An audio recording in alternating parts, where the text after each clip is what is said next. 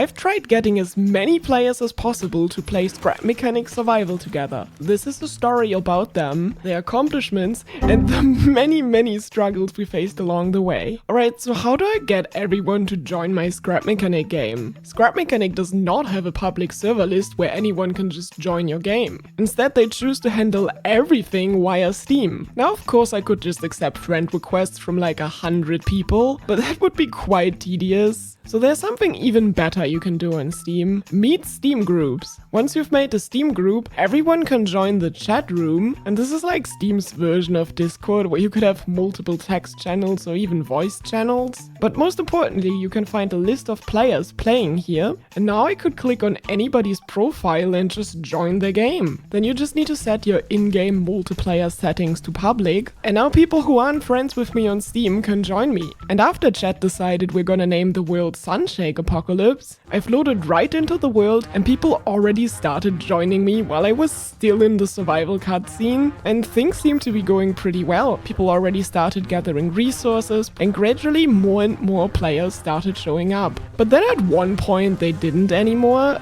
We had like 6 or 8 players at this point and somehow nobody could seem to join anymore. Now at this point I was kind of confused what the problem was, but people pointed out that maybe the public multiplayer setting has a built-in player limit, so I changed my multiplayer settings back to friends and went through the tedious process of accepting lots and lots of friend requests, and things seem to be going better. And even though we've had more players now, it was somehow really difficult for people to join, and that's where we've discovered one of the jankiest multiplayer code things in Scrap Mechanic. Apparently when 2 people try to join your world at the same time, the network code just gets overwhelmed and nobody gets to join, so people were constantly trying to join this world, allowing nobody to actually play the game. So it seems like we needed a different solution after all, and this is where one of you stepped in to help me out. Huge shout out to Lynn for taking over the hosting of the actual game and managing all the people that wanted to join. So what we had to do was set the world to invite only and then send invites to players one at a time so the multiplayer code wouldn't crash itself and everybody would have a chance at joining. And Lynn took that task upon her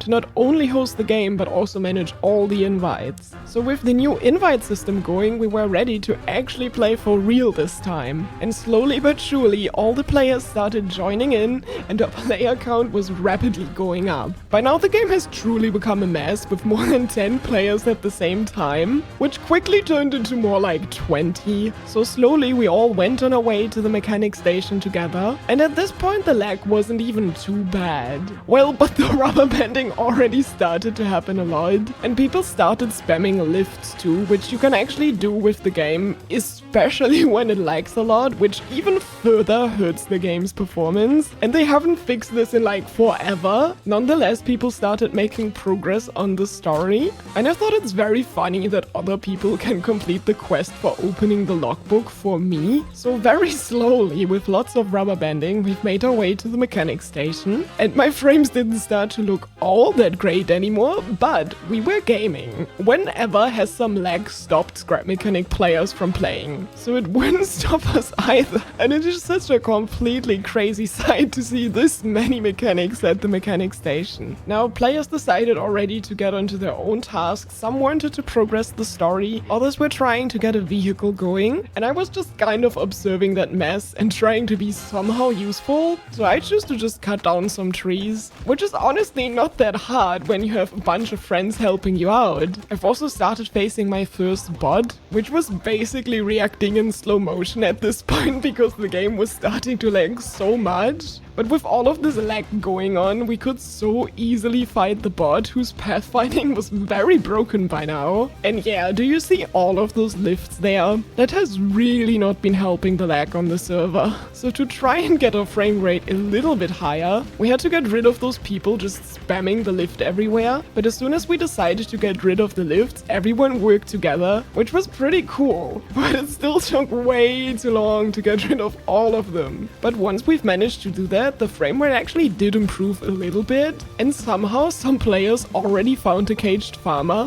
which was just rubber banding across the server as well, which I thought was very funny. I mean, with this many players, we could have just played soccer at this point. But not long after, the first craft bot was being built, which caused Hubert to give us a group call to like 40 mechanics at once, and Hubert was begging us for help. Ideally, people with lots of guns, but we might not have had any guns by now, but we've had lots of people, so surely we could help Hubert out later. And by later, I mean like 30 seconds later, because people were already near the hideout location. This is also where I've learned you can actually force build blocks, which I think that's a new chapter 2 thing. I never knew about that before myself. Which was really cool, just learning all these new survival tips and tricks from playing with you. But now somehow Hubert F. Armour was complaining that somehow just us wasn't enough. Like, I don't know what Hubert is wishing for.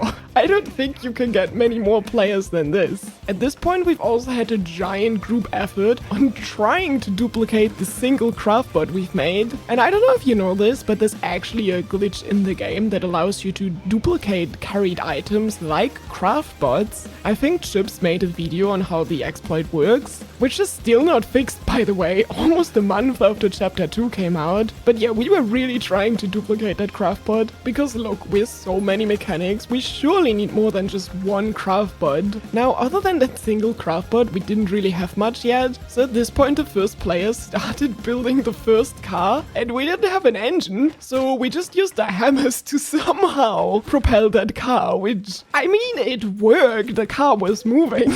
It was just a complete mess. So with no decent car in sight, I've decided to set my sights on going to the hideout, which was gonna be a very long journey with all the rubber banding going on, but that wouldn't stop me and the many other mechanics who accompanied me on this long journey. It's just really fun traveling together with other people. Like, when I play so much survival, it's kind of lonely since I just play by myself. So it's been really refreshing to have this much company, and at this point people already progressed further with the story, which also unlocked the respawn bed, which might be kind of useful with this many people. I mean, who doesn't like to share the bed with 40 other people? Now, Hubert was somehow complaining about sun shakes, which I totally don't understand, but either way, our next task was gonna be to get lots of tomatoes ready, which doesn't really seem like that much of a challenge, right? Now, at this point, all the bots were completely standing still because they just could not handle all that many players. So I guess that's how you ultimately defeat those clankers after all. By now I've finally made my way to the hideout to see the legendary Hubert F. Armour in the flesh. Well, surely not harassing them with all of my friends. Well, I guess I decided to go grinding at the time, trying to find resources to donate to the common good of the people and work towards that goal of getting those 20 tomatoes going. But the biggest challenge while doing those ruins weren't the bots, because they were all broken. Just trying to climb the staircases,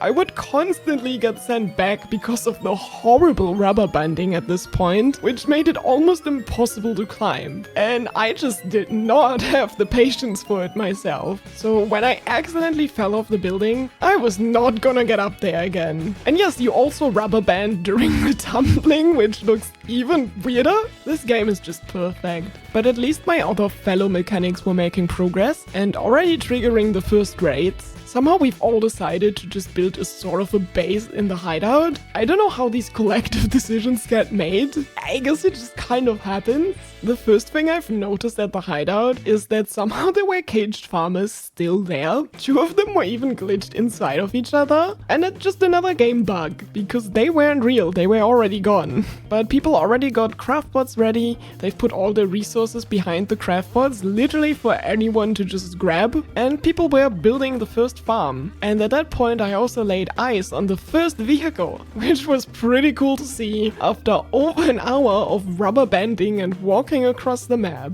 So I've just crafted myself a scrap seed, put it on that vehicle, and joined everybody else on that single vehicle. which was so not designed for transporting this many players, but I think it looked very lovely. And little did I know that this was gonna be the start of something very big. And as I was sitting on that scrap bus, it was slowly being built further, which is really funny, but I've decided to check on the farm at this point, which was basically just built out of whatever random blocks people found. And we've already had a bunch of tomatoes growing. And the cool thing about those raids is that they don't really scale anymore after you have a few players in your world. So we were gonna have way too many people to fight off the few bots that we're gonna spawn. So I wasn't really worried about farm defense to begin with. I mean, especially with how broken those bots were with that many players. It wasn't really that much of a challenge for us. But at this point, Lynn's PC just crashed from playing Scrap Mechanic. So we may have overdone it a little bit. I was a proud tomato farmer, will never forget this. But honestly, at this point I've been really surprised that we were gonna last this long before anything bad was gonna happen. And as she later found out, the issue was that she was running out of RAM. But a couple minutes later, she booted back up her PC,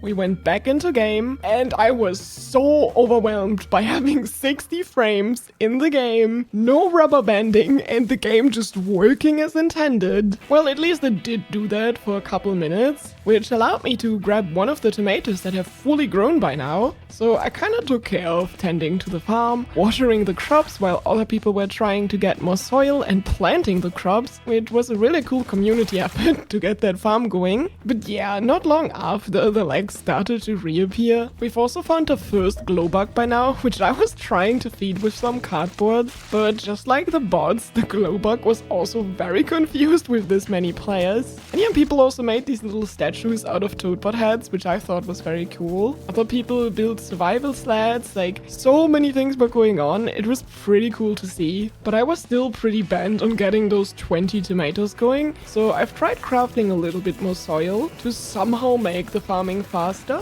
At least that's what I thought. By now a certain group of people started to form around the so-called scrap bus, whose whole goal was to just build the ultimate scrap bus for all the multiplayer people to ride on, which I think was a really cool idea, and it very quickly was just filled with so many seeds. But yeah, people also really started to build so many of those little toadbot head statues, which was really cute. Just everybody trying to do their little thing to make the world a little bit nicer. By now I've managed to gather 6 tomatoes, so I've decided to check on the packing station, where we've already had a vacuum pump set up with a switch. So it was just one chest and a few tomatoes stopping us from progressing with the story, which would allow us to do Grow Lab 1 together, which was something I was very excited about myself. Just the idea of storming a Grow Lab with like 20 players just seemed so ridiculously funny to me. I just had to try that. So as I was trying to do a little bit of grinding around the ruins, and then quickly got tired of it because of all the lag going on, this scrap bus was actually catching up to me. Which is just I don't know, it looks so funny with this many people on it. There's been almost like 20 players on that single bus.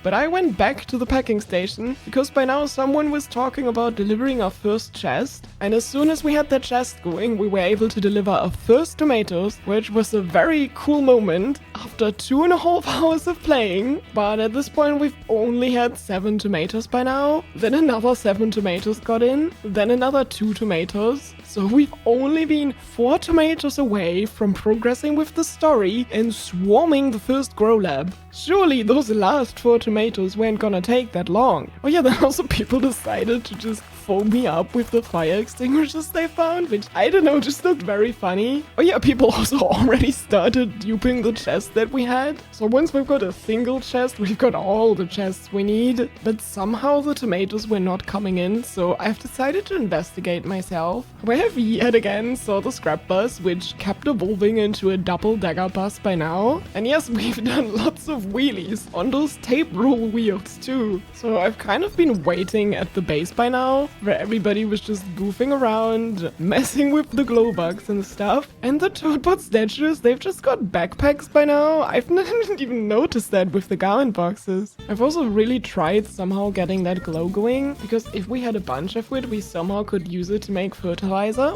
But I forgot that we did not have the fertilizer recipe unlocked at this point, so there wasn't really any point in doing this. And these tomatoes were just not growing 1 millimeter. And the reason for that was that the server was just lagging so much, which you really could see very well with these raid cooldowns, because they were stuck on a single second for like 5 seconds or more. Basically, the server itself was running at a snail's pace. Every 1 second of processing physics was taking like 6 seconds or so. So normally tomatoes, which might grow within 20 minutes, are gonna maybe need 2 hours to grow, which was really not a prospect I was very looking forward to. But with just 4 tomatoes remaining, surely there must be some way we can get around this. I mean, we survived waiting for chapter 2, so this small wait was gonna be nothing in comparison. So as I was waiting, once again, we just played around with the scrap bus, which was very fun lagging over the server, and just constantly evolving as people started adding blocks to it. But that's when I've noticed another group of players who've had their own kind of bus vehicle going on. And yes, they've built the entire vehicle frame out of scrap chests. Why scrap chests? Because you can dupe them, as I've explained earlier, so they basically were free building blocks, and all the people who've gathered on this ride had one goal in mind. They wanted to go to the Scrap City. As I've had nothing better to do, I just went along for the ride and took a little break as they went further and further away from our base. And when I came back to the game, I was 2 kilometers away from the packing station and just realized that I didn't really want to go to Scrap City myself. But now that I was so far away, the ruins have also not been plundered yet, so I was still holding out hope that I somehow would manage to find some fertilizer. And as I was stuck in that grueling, laggy grind for fertilizer, I again want to thank the people who showed me their support, Meteor with the super chat, and Ravens for the gifted memberships, which was very cool to see, because whenever I stream, my streams are not monetized, there's no ads on them, not even on the replays. So if you have the financial resources to do so, feel free to support these multiplayer streams if you want to see more of them in the future, because I've just found a purple loot chest and I was just hoping so desperately for that fertilizer. Please, scrap mechanic gods. I did not get fertilizer.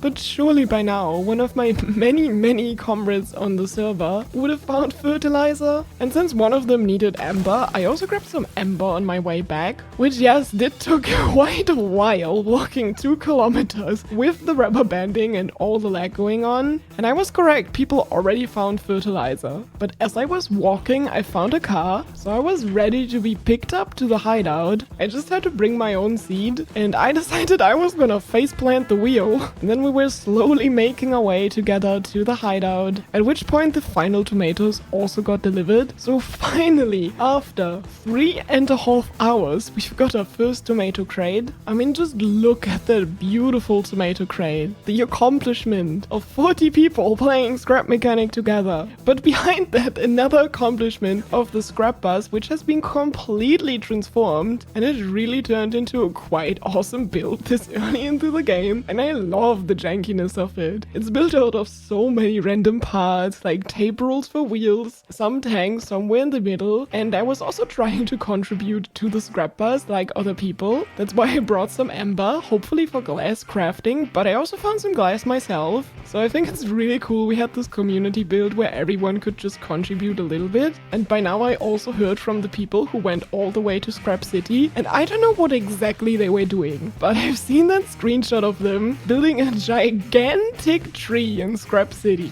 I have no idea how they're doing it. I think they're exploiting the garage. But either way, I was caring more about the scrap bus right now. But as we were still planting crops, we've just accidentally triggered a huge raid, and many bots started spawning in with the crates, especially now that we were playing in multiplayer. But then everybody got together to defend the scrap bus from the hordes of bots attacking. And of course the power of friendship won after all. So now we were all just trying to gear up for the grow lab, and we've decided that we weren't gonna go to the grow lab on foot. We were gonna wait for the scrap bus to carry us there. So people were making some last adjustments for the scrap bus, trying to make it drive a little bit better with all the lag, and slowly but surely we were starting to move and make our way to the grow lab. So I'm not sure if you've noticed, but there's this moving piston with corn on the front of the scrap bus, and I don't know who put it there. It's just really funny. And as we were barely getting out of the hideout, we just ran out of fuel, but a quick refueling stop later, we were back on our way. Well, then we got stuck at some trees, and yeah, it took like half an eternity to get past them somehow. Like, do you also constantly get stuck on these tiny birch trees as you drive around in survival? I just honestly find them the most annoying myself. And as we almost made it onto the road, Lynn's computer crashed again, and I've decided that everyone should wear the 3 FPS sweat. Honestly, we weren't getting any more than that,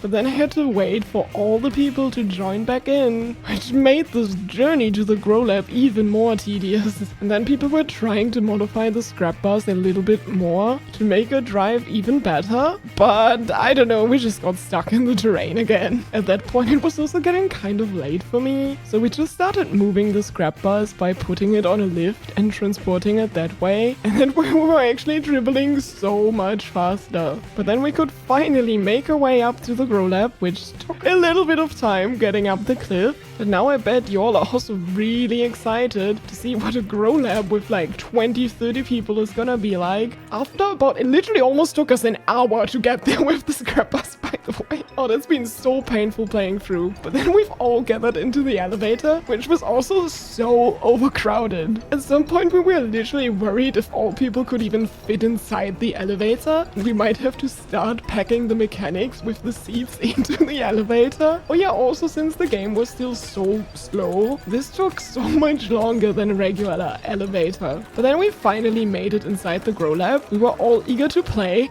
and the doors immediately closed. Oh yeah, that also repeated a few times until we realized that the few people that were still stuck on the outside of the grow lab were calling the elevator back, causing the doors to close. And then we finally all made it into the grow lab, which was a very cool moment. This huge achievement after getting those tomatoes going, getting the scrap bus over here, and finally getting past the elevator doors. Now, this was also where I wanted to show off a really cool cheese for the grow lab that I've discovered. So I've prepared myself by bringing a few scrap seeds with me, and actually the lag inside the grow lab wasn't even that bad. Alright, so how my amazing grow lab cheese works, you have to get somehow a seed next to this thingy in the like big room where you have to destroy that bubble to progress. But once you manage to do it, you hopefully don't get clipped outside of the grow lab and die, but inside the thingy where you can just skip 1/2 of the grow lab, which is very easy. So that way we were able to speedrun the grow lab very quickly and soon made our way into the most dangerous room of the first grow lab, which was swarming with dangerous tape bots and stuff. But I think 20 mechanics can win against a few tape bots quite easily. And yeah, it was quite easy. So in total we've managed to get to the final room of the grow lab within like 5 minutes of starting it, which was just such a total speedrun. And as a reward for beating the grow lab, we've actually witnessed the AI bubble bursting. I really wish that is gonna happen soon.